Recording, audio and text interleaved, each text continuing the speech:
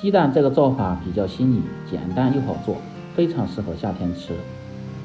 大家好，我是刘毅，今天跟大家分享酱汁泡鸡蛋的家常做法。香辣入味，开胃解馋，下酒又下饭。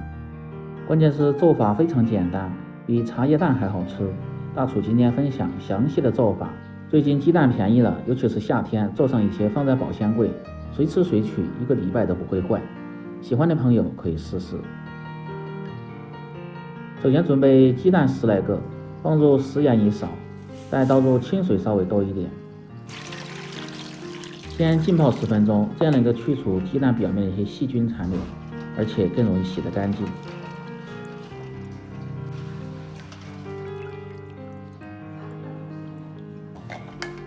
清洗干净后，接下来起锅烧水，先来煮制鸡蛋。煮鸡蛋一定要冷水下入锅中，这样可以防止鸡蛋破裂。保持中小火烧开后煮至8分钟。接下来准备小料，大蒜子适量切成片，增加香味，还具有一定杀菌的效果。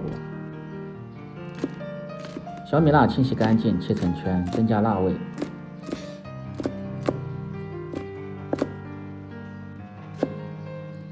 洋葱适量切成丁，增香提味。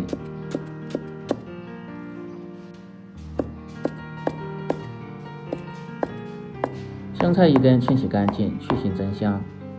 切好，先放入盆中。接下来调味，放入蚝油30克提鲜，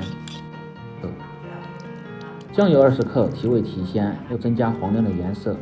藤醋稍微多一点，增加酸香的风味。白糖一勺，和味提鲜，然后倒入温开水500克。切记不要忘了放盐，盐的量稍微要重一点，大概是20克。然后用筷子搅拌均匀，挤成料汁。这样一道酸辣汁就做好了，不管是用来泡荤菜、泡素菜都非常的不错。再放入少许的白芷和适量的干红花椒，去腥增香。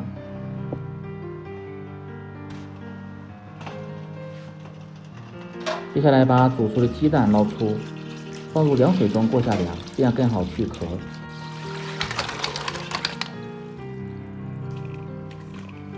把凉透的鸡蛋剥去外壳，当然嫌麻烦的外壳也不用去掉，只要把外皮敲破放在汤汁中，不过时间要浸泡稍微长一点。把剥好的鸡蛋再用小刀划上小口，这个目的呢是让鸡蛋在短时间内更容易入味。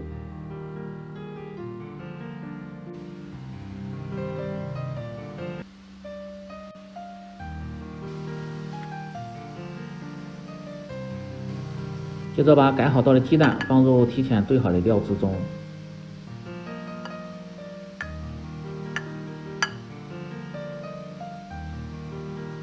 料汁稍微宽一点，让鸡蛋都浸泡在料汁中，这样更容易入味。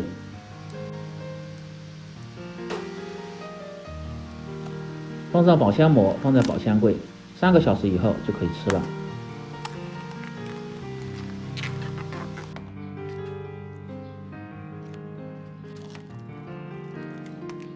这样一道简单家常、鲜香入味的泡鸡蛋就做好了。